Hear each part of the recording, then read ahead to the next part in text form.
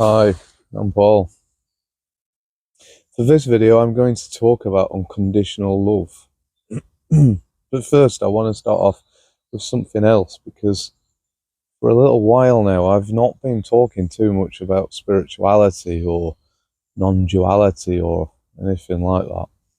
And there's a reason why I've been trying to avoid using terms which people use in non-duality and spirituality, because I've started to recognize the significance of images that we create in our mind with descriptions.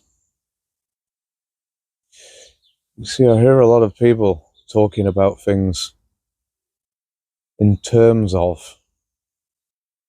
I heard somebody the other day who was on YouTube who was a speaker of spirituality or non-duality who said, "I've been to the cosmos and back." You see, saying something like that, if you don't know what that means, and you try to fill in the gaps, so you start creating an image of what that could be, or an image of where I want to be, or where I'm heading, or the image of I want to be that. You see, all of these are images, and as far as spirituality goes, I think the most important thing is to get rid of the images. And you see, going to the cosmos and back, I think cosmos in Greek meant order. So this person's gone to order and back. Maybe back to disorder. I don't know. But even saying things like, I'm complete awareness. See, if you don't know what I'm really trying to describe, then you try to create an image of what I'm talking about.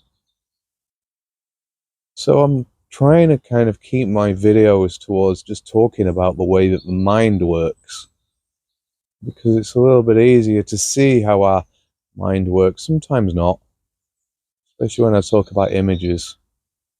You see, a lot of us get confused with our images of people, images of ourselves. I suppose with images, if I said something simple like, I like that flower, it's beautiful, but I don't like that weed, it's horrible. You see, where did that idea come from? You see, it can only be based on an image. And since I'm going on to unconditional love in this video, you see, having the idea that that flower is beautiful and that weed is horrible is coming from an image which is a condition, which isn't unconditional. So to make the decision that I like that it's beautiful and that one isn't, you see, that just comes from a description, an idea that I have. If I said, I like that weed because I could eat it and it tastes very nice, and I don't like that weed because it's not very edible, well, that's more understandable. It kind of has a purpose. But just the idea of saying I like that because it looks nice and that because it doesn't, more comes from a conditioned idea. So this unconditional love, I may be a bit direct on this, which if I am, I apologize. I suppose firstly, we don't really need to add the word love there, because unconditional itself is to see things as it is, without any terms of conditions, dislikes or likes, wants, no images. You see, the very moment that I have an image then applies a condition onto something. And I spoke to somebody the other day who said, you see, he's my son and I love him unconditional, but to say my son And unconditional, that sounds like it's a condition saying that it's unconditional. You see, to have the image, this is my son, is first starting off with an image. And you see, if I hold this image, then my son has to stay within conditions of this image. You see, I can say, well, I could allow my son to do a certain amount of things, but when this stretches to a limit, then I pull back on the leash and try to apply more conditions to go along with my image. You see, let's say my son came up to me and said, I want to live on the streets and become homeless. And I say, well, not under my dead body. You see, that's applying conditions based on the image that I have. You see, if some other child who I'd never met came up to me and said, I want to live on the streets, well, fine. If that's what you want to do, you see, there's no image of that person. Therefore, there's no conditions.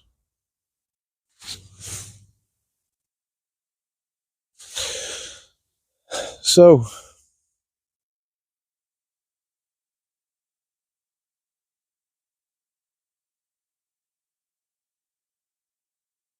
suppose there's another scenario which I've used in the past to say, let's say my wife says to me, I haven't got a wife, but let's say my wife says to me, what is it you love about me? And I say, well, I love the way that you make me laugh. You see, if something happens and she doesn't no longer make me laugh anymore, then there's no love. The best answer, if somebody says to you, what is it that you love about me? The best answer is to say, well, there isn't anything in particular. You see, that would be unconditional.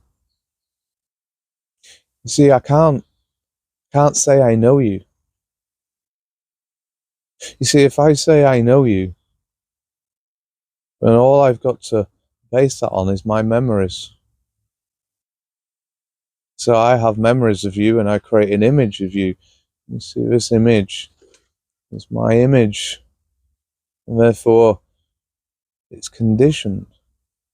You see, I can't have you stepping out of this image and perhaps hanging around with a new friend or something like that, because then this affects my image, and I suddenly realize that you as a friend now becomes conditioned as long as you stay as my friend.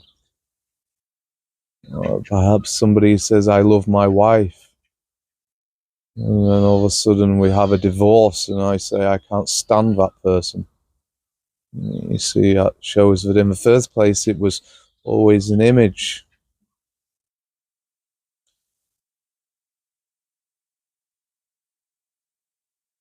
Sorry, I'm getting distracted at the moment. There's a duck just below the camera that you can't see at the moment. Bless. So I suppose when it comes to love itself, when I say that it's unconditioned, what's the kind of love that we have? What is conditioned? So let's say when I was a child I had a rabbit. I'm not saying that I did, but I'm just saying if when I was a child, when I had a rabbit, and you see, I loved this rabbit more than anything else in the world, or so I believed. You see, I keep that rabbit in a cage. And inside of that cage, smells of wee and poo 24 hours a day. You see, I don't see this because I'm really just looking at my image of a rabbit, and my image is that I love this rabbit more than anything else in the world. You see, this is a condition on myself. I'm not thinking of a rabbit. A rabbit runs away, and then I say that's a horrible rabbit. But then how do I tell myself that this isn't love, this is just an image that I have? See, trying to tell this to many people instantly creates anger, frustration. It's very hard to understand. So how do you see something without conditions? The only way you can see something without conditions is to see something without using memory. And to see something as it is in the moment. And then we could say, well, how did we get trapped into this situation where we live in conditions and in our own images? How is it that we live in our heads, caged in our heads? And seeing a world from second-hand point of view, full of descriptions and changing them descriptions to fit my image. Yeah, I think we all ended up like this because there never has been any unconditional love. It seems that we're conditioned from childhood. You see, in psychology we talk about separation and individuation stage at about 18 months old. You see, how do we start to separate at that age? You see, as a child we need the love. But then we start to realise that if I behave like this, all I get is anger. If I behave like this, I get love. And you see, my love that I get is conditioned. So therefore I have to separate a part of me. I have to try to not behave the way that I want and try to behave the way that it gets me love. And then I go to school and I'm told that I'm only respected if I behave in a certain way, so now there's conditions. Yeah, I must not be who I am. I must not behave the way that feels natural to me. But I have to behave based on conditions to fit in.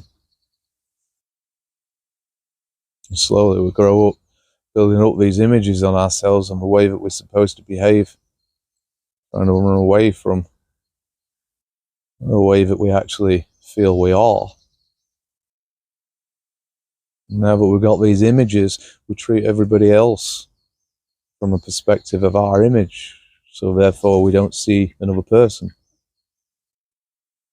And on the other person's perspective, we realise that we're not getting seen as we are.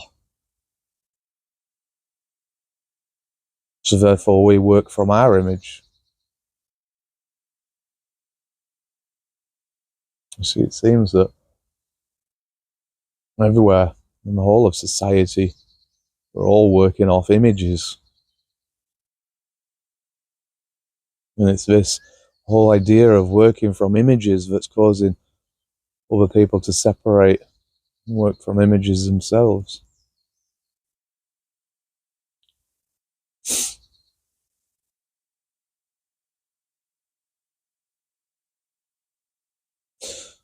I've spoken about this before in some of my other videos. How do we stop making images? But it seems people don't want to hear it. You see, I said that we need to try and stop memory. Yeah, there's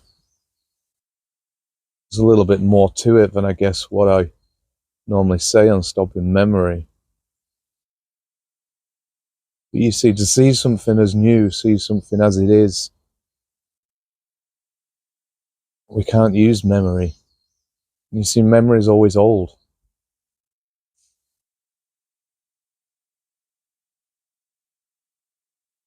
We need to see things without thought.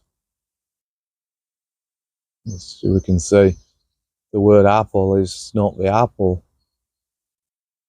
You see, if you look at an apple without the thought of an apple, you see the apple yourself and there's some beauty in the apple. Let's say a flower instead. If you just observe the flower, there's some beauty in that flower. But if you observe the word, there's no beauty in that. And the word only comes from memory. So you're trying to focus on the memory. Perhaps you want to name the plant because it makes it feel like you're knowledgeable, which is just fulfilling the image. You see, it seems that whenever we have an image, the whole game that we play afterwards is to try and fulfill the image. Sometimes we succeed, and this creates excitement. And you see, let's say I'm talking to somebody and I have lots of knowledge on this subject, and I start rolling off sentences and words, and all of a sudden my energy starts rising because this is fulfilling the image of who I think I am. You see, then I come across somebody who's much cleverer than me, starts criticizing what I say, and all of a sudden my energy starts dropping. You see, this is also based on the image.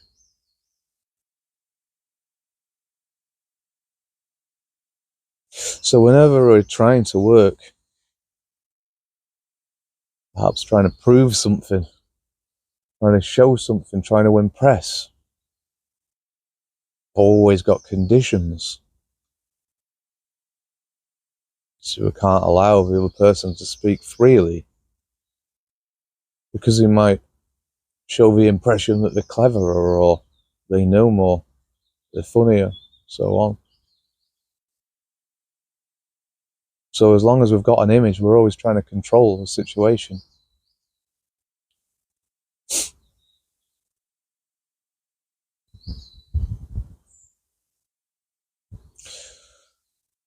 So anyway, I think really that's all I've got to waffle on about.